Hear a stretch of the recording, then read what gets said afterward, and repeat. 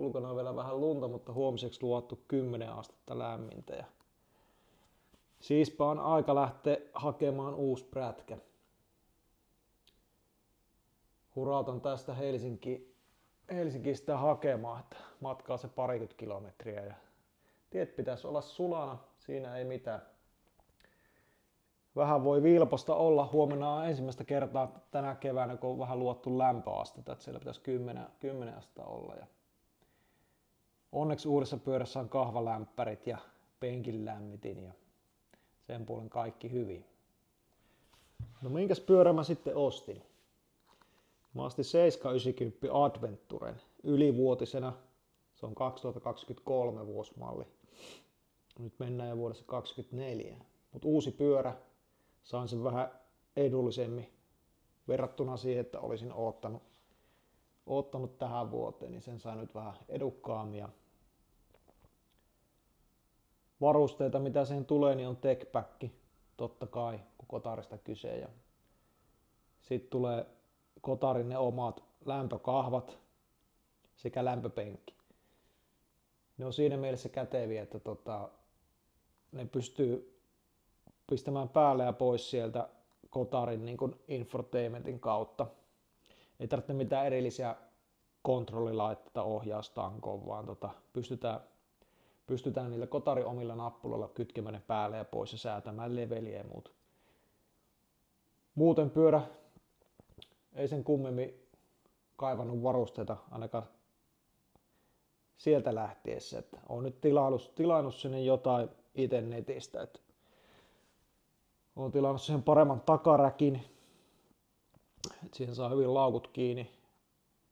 Sitten on tuo isompi sivujalan alunen tilattu, että hiekassa helpompi parkkeerata pyörä, ei kaadu.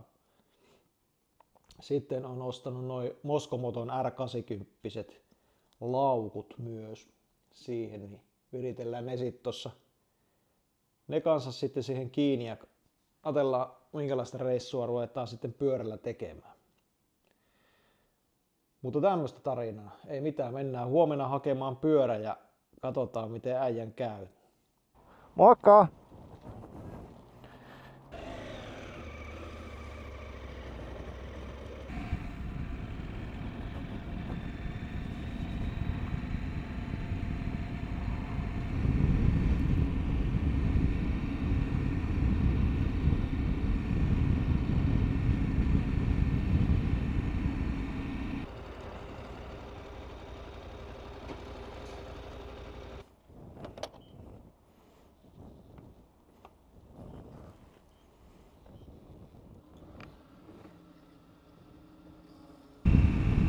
On kyllä hyvä pyörä.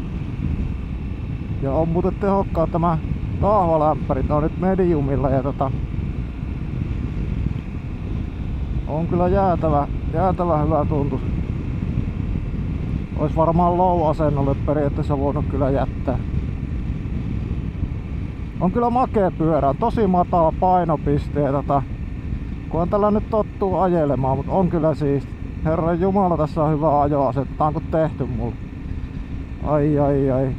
Kunhan pääsee kesällä vetää pitempää lenkkiä, niin nää on kyllä ihan liian kuumat nää tupit nyt, että jostahan ne tuolta valikoista saatas vähän pienemmällekin, mutta on niin vähän näitä käyttänyt. Noniin, nyt ne on siellä low-asennolla. Ei mitään, nyt lähdetään kohti Tuusulaa ajelemaan sitten ja naatiskellaan. Aurinko paistaa ja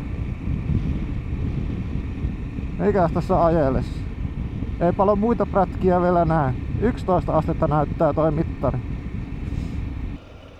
Ensimmäinen pyörä, missä mulla on quick shifteri, niin on kyllä ihan jäätävä.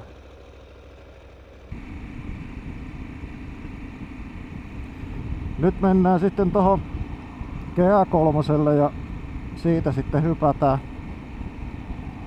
hypätään tuota Tuupakan kautta, ajetaan sieltä lentokentän sivuja myötäillen Ruotsinkylän kautta kohti Tuusulaa. Ei lähdetä tuohon GA3 ja Tuusulan väylälle ajelemaan. Tässä on mulla lämpöpenkkikin, mutta en kyllä laita päälle. Mulla on niin törkeen kuuma jo nyt, että... Ja mulla on sormetti kun palaa näissä lämpökahvoissa, mutta... On kyllä makea pyörä. Herran jumala, tää on siisti.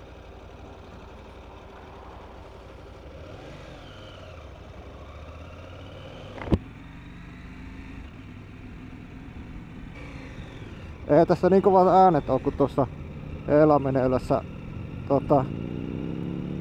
tuommoisessa Street Fighterissa, mutta ei haittaa minua.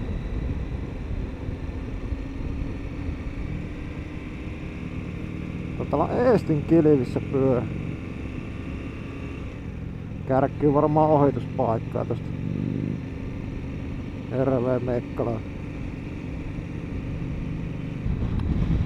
Nyt on eka kerran testissä myös tää DJI-mikki tässä, että se on tässä kaksipuolisella velcrolla tässä kypärässä sisässä. En tiedä minkälainen soundi on kyllä yhtään. Voi olla, että särkee aika paljon siihen videolle päälle, mutta täytyy editissä sitten tsekkailla. Mitenköhän tota vakkaria käytetään? Ei kyllä mitään käy.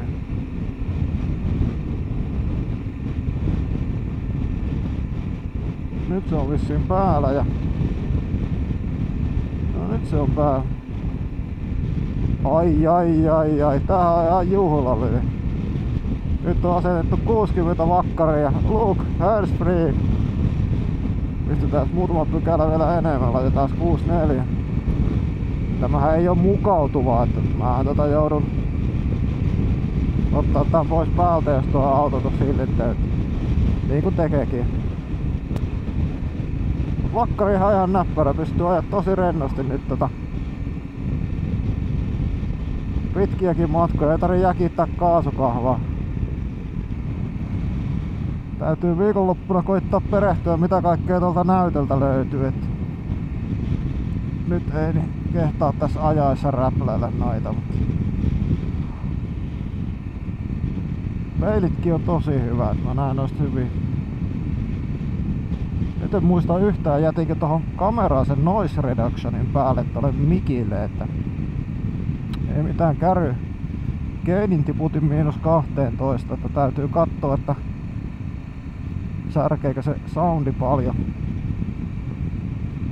Täytyy vähän katsoa. Mä myös enabloin sen, mikä se oli se 32-bittinen tallennus sinne mikin internaalimuistiin.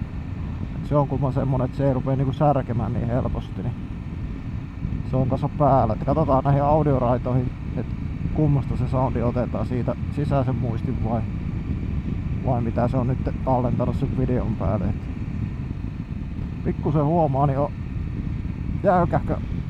jäykähkö tää ajotatsi vielä, että täytyy vähän reenata jossain parkiksella ennen kuin kausa alkaa kunnolla. Tuntuu vähän siltä, että ei Venä oikein saa niinku, tietysti uusi pyörä, ei Venä saa kurviin taittumaan oikein. Puuttuu tatsi vielä ja eikä oikein uskalla, kun tuo tie on niin tosi liukkaan näköinen, että siinä on niin paljon hiekkaa tuossa pinnassa ja tuossa pölyä, niin tuo on ihan ruskea tommonen tuo asfaltin pinta. Ja sitten on vielä aivan uudet renkaat alla, niin voi olla niinku aika liukkaa. Tekis takana, jos ei tulisi ketään, niin mä kokeilisin, että miten liukas tää on oikeesti tää asfaltti.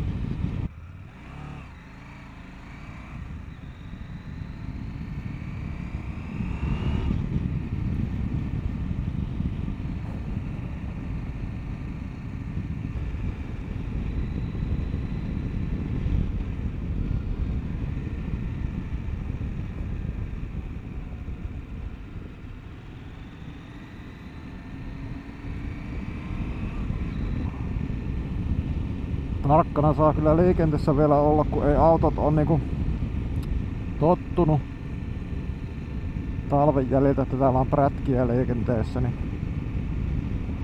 pitää kyllä suhtautua silleen, että ne ei mua näe ollenkaan ja olla valmiina vetää lukkojarrutukset, koska en mä niinku luota ainakaan, että ne tietää tai näkee, mut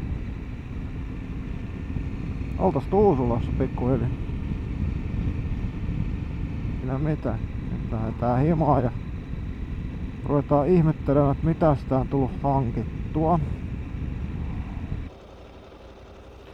27 kilometriä ajettu. Pyörä pelaa hienosti.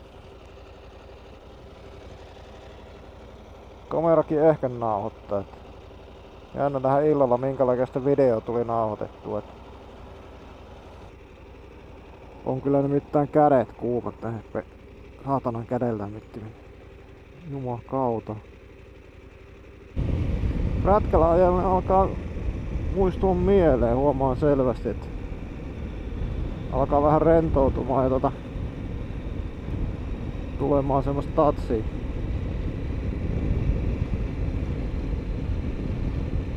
Se on hyvä juttu se.